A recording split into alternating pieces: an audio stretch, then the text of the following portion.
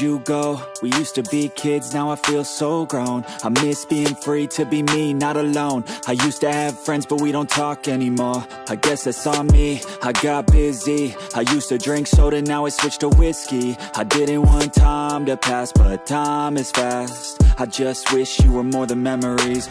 I got kids now, but I'm a kid now. I haven't grown in my mind, just my skin now. I don't get taxes, I hate chores, I hate mail, bills, and miss the outdoors. I feel like the air used to smell different. The grass was greener and the summers were for swimming. I used to play baseball every inning. Now I work for a living.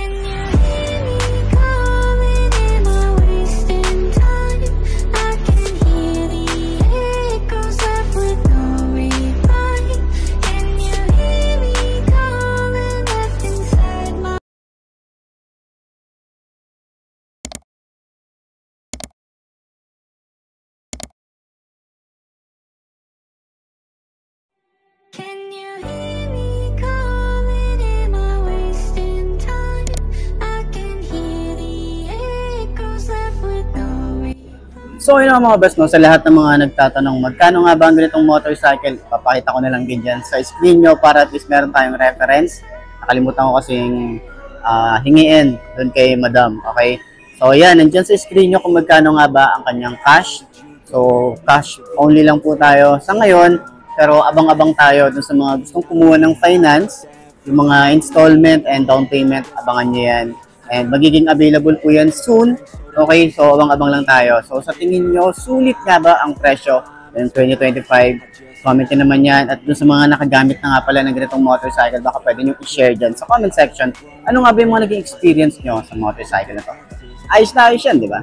So yun ang mga best, no, sa lahat ng mga nagtatanong, magkano nga ba ang ganitong motorcycle? Updated price para dito sa may Volt 150.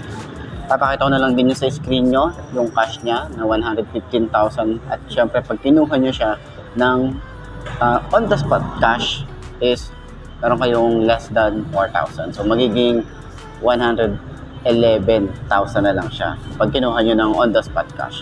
So, para naman sa kanyang terms or sa kanyang months, kung gusto nyo kumuha ng hulugan, papakita ko sa screen nyo magkano nga ba ang kanilang updated price or updated na terms nila ngayon. So, sa tingin nyo, sulit nga ba ang presyo niya kapag kinuha nyo ng cash o hulugan? Comment nyo naman yan sa baba. At para naman dun sa mga nakagamit na ng ganitong motorcycle, baka pwede nyo i-share dyan sa comment section ano nga ba yung mga naging experience nyo sa motorcycle na to. Ayos na ayos yan, di ba?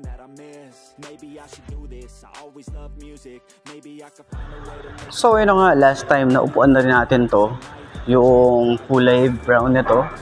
No, yung brown and black na naman, puros black na kulay matte finish. Pero dito sa side na to, meron tayo ritong kulay gray na glossy finish. So, upuan pa rin natin. Okay, alam niyo naman ako, inuupuan ko lahat ng mga kulay. At then, syempre, update price para dito ngayong 2025. Makikita nyo sa dulo ng video, di ba? So, yan, dito lang yung kanyang windshield. Nandun sa kabila, pakita na rin natin mamaya pag sa walk around natin, pero meron yan dito. Pero hindi siya adjustable. So sana dito, maglagay sila ng adjustable na windshield. Pero yung windshield naman kasi neto, mataas na siya. Pero kung gusto niyo talaga yung mataas, alam ko meron mga nabibili sa aftermarket na adjustable, di ba? Meron tayong ganun. So para at least dun sa mga gusto talaga ng sobrang taas ng windshield. So ayan, 5 to ang aking height.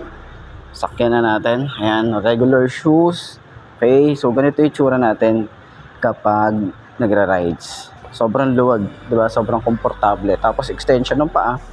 Kapag medyo nangangalay ka na, yan, pwede mo-extend dyan. Naka-cruiser position tayo rito.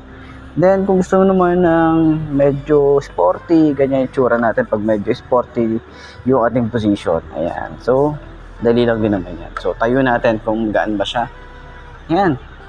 Magaan naman siya kapag tinatayo na eh. Ayan o. Sobrang manageable din naman siya kahit sobrang tingkay tayo rito. Hindi tayo masyadong mahihirapan lalo na sa mga traffic. Okay, lalo na dito sa atin, sa may Baliwag. Medyo traffic dito talaga. So, yung shock niya, ayan, maganda yung shock. Diba? Kayo na humusga. Diba? Ganyan siya, kaganda yung shock. Sa likod, ganyan din. Tapos kagandahan din dito, yung kanyang upuan, sobrang lambot din. So, maganda yan sa long ride. Lalo na itong motorcycle na to, maxi scooter pang long ride yung datingan niya talaga. Okay, sa turning radius, sobrang lawak din yan. Diba, tumatama na siya dito. So, usad tayo dito. Ganyan siya. Yan. And then, kagandahan din dito is nakakiles na rin, pero meron din siyang secret key. Para at least in case na maubos yung ating battery ng remote, pwede nyo pa din siyang ma-on. Okay? So, ayan. Papakita ko na lang din dyan sa screen nyo kung ano nga ba yung contact number dito sa Baliwag branch para at least rekta na kayo sa kanila mag-inquire, and then para dun sa mga gustong magpa-reserve ng ganitong motorcycle, at least, di ba, alam nyo na kung paano yung kukontakin si Skydo Baliwag. So, ayan. Center stand natin. Okay, madali lang din naman siya yung center stand Kasi nga, kahit sabihin natin mabigat yung motor, madali lang man siyang i-center stand. Ayos! Lucid, I really wanna try, cause I might have a chance before I die to see the world with the soulmate by my side. Yeah, that would be the life, not a fucking 9 to 5. I wanna feel alive for a minute at a time. Let the kid out that's been stuck, captive on the inside, who had dreams, big things were gonna come from his life. Can you hear me calling in my whisper?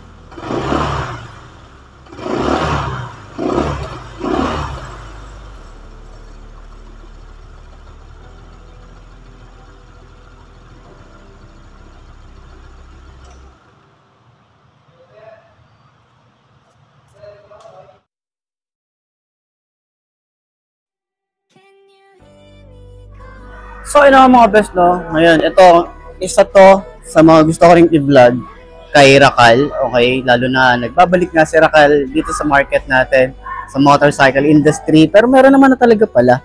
Kasi last time, may mga version 1, may mga version 2. Pero siguro hindi lang talaga namin nabablog, lalo na mga tropa natin dyan, mga vloggers natin dyan. Siguro hindi lang talaga natin alam kung saan available yung mga motorcycle ni Rakal. Pero at least ngayon, open na ulit sila. Okay, katulad na ito yung Vortex 150 na naka-liquid cooled na po ito. And tingnan nyo naman, parang PCX yung datingan niya. Naked handlebar tayo rito. Meron tayong magandang headlight. Medyo kakaiba lang din yung itsura niya. Talagang mapapansin nyo rito, yung kabuuan niya, naka-projected lang tayo rito. Meron siyang daytime running light. Maporma, maangas yung itsura ng motorcycle na to. Yung datingan niya talaga aggressive, no? Tapos lahat ng ilaw nito is naka-LED na rin. So, naka-matte finish na pala tayo rito. Available dito ang dalawang kulay. Meron silang kulay black na matte finish, and then meron silang kulay blue na matte finish din. So, nakaka-premium yung datingan ng Vortex na emblem. Ang ganda, oh. Kahit yung letter X, ang ganda. Ang angas, yun yung umangat sa kanya kasi nga, syempre, kulay red to, then puros black, and then silver yung kanyang emblem. So, sa kanyang foot pegs, meron tayo rito yung angkasan para sa OBR natin, malapad and matibay, no? So, yung ating panggilid, meron tayo rito na maporma bulky, and ay nakalagay dito Motofino. So, sila po yung gumawa nitong motorcycle na to, itong Motofino. And si Rakal lang din po yung parang naging distributor dito sa Philippines. Ayan. So, naka-single disc brake sa harap at sa likod. Naka-single disc brake din. CST tires na nga pala ang tires nila. Ayan. Sa upuan, meron tayo rito malapad. Hindi siya ganun kalambot yung foam na ginamit dito. Pero maganda to sa long ride. Lalo na kapag malayuan talaga. Yung sobrang layo talaga. Masakit na sa puwet kasi yung sobrang lambot. Pero ito, meron tayo dito parang camelback na yung datingan niya. Maluwag yung compartment, parang feeling ko kasya dito half-face helmet. Okay? So, nakakilas na nga rin pala to, and meron na rin tong disuse. Ayan, may secret key na siya, meron pa siyang keyless. So, kagandahan dyan kapag nalobat yung ating remote, mapapatakbo mo pa rin naman to kasi nga meron tayong secret key. Ayan. So, meron na rin tayo ditong side pocket, malalim din. Meron din tayong USB charging port dito. And maporma din yung ating dashboard, naka-digital na rin tayo rito. So parang PCX yung datingan nito. At kagandahan din dito, meron siyang idling stop. So, upuan naman natin para sa mga 5 to na kagaya ko. Tingnan natin kung abot ba ng 5 to na kagaya ko. Ang nagustuhan ko pa rito, maganda yung ginamit na side stand dito, makapal, sobrang kapal niya. Tapos mukha siyang mababa. Tubeless na pala yung tires niya kung hindi kayo, sa mga nagtatanong lang naman. So, upuan natin. 5 to ang ating height. Oh, ayos din ah. Sobrang tingkayad pero manageable siya. Tapos, yung upuan natin, nasa gitna siya, yung talagang matigas at malambot. Yun, nandun siya, nasa gitna siya. Pero, ayun yung itsura natin. Magaan yung motor kapag naitatayo na siya. Turning radius niya, sobrang lawak din. Talagang pumapalo na siya dito. Pero syempre, usad tayo rito. Eh, itsura niya, papalo talaga siya. Tapos maluwag din. Yung ating legroom, tingnan nyo naman yung legroom natin dito. Sobrang lawak din. May extension din tayo ng paa. Kung medyo naiinip na tayo sa long ride, pwede tayo ma-extend. Forma din dito. And pwede nga rin pala natin i-apak dito, no? Ayan. Pwede rin tayo umapak dyan. Ganyan, di ba? Forma din, no? Yung iba kasi naka-racing position. Yung ganyan siya, oh. Yan. Okay, ganyan ang tsura. Okay. So, sa turning radius, sobrang lawak sa shock. Yung shock, medyo matigasan ako. Okay. Medyo matigas. Hindi siya ganun sobrang smooth. Medyo matigas yung shock niya rito sa harap. Sa likod, okay naman. Dahil maganda rin at malapad din yung ating tires. And pwede rin siyang i-banking, pero depende sa inyo. Okay, magaan din naman yung motor. Ayan. Then meron tayong windshield dito, hindi siya ganun hindi siya ganun kataas, pero sana dito gumawa sila dito adjustable. Okay? Pero sa mga aftermarket, baka pwedeng yung makabili or may fit naman dyan. Yan. So, ganyan yung tsura natin. Sa pagiging OVR, OBR, tingnan natin kung ano yung tsura natin kapag OBR. Kung komportable ba ang pagiging OBR. Komportable naman. Okay din.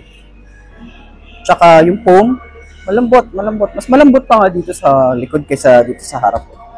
Yan. So, yan yung tsura. Ayos din no? Kung may gamit ka, na medyo sobrang daming gamit nyo, pwedeng ilagay dito sa front, sabit mo lang dito, lagay mo lang dyan, okay? Sa fuel nga pala, tingnan nga natin, fuel, ay hindi, ito yung fuel, ayan, okay? So, smooth lang din naman. So, yun, sa mga gustong kumuha ng ganitong motorcycle, pwede nyo puntahan dito, si RHC Builders Warehouse, Angat branch. Okay, so available po rito ang Racal motorcycle. Okay, so yun lang naman, no? Pwede nyo kontakin, ilalagay ko siguro yung contact number or kung meron tayong makakausap para at least may rekta kayo or pwede nyo akong kontakin kung gusto nyo kumuha ng ganitong motorcycle para at least matulungan ko kayo. Okay, so sa cash basis nga lang pala tayo rito, pero soon magiging available din po yung ating finance. Okay, so center stand natin kung okay ba center stand? Napaka-smooth lang yung center stand. Ayos. Grown in my mind, just my skin now. I don't get taxes, I hate chores, I hate mail, bills, and miss the outdoors. I feel like the air used to smell different. The grass was greener and the summers were for swimming. I used to play baseball every inning. Now I work for a living.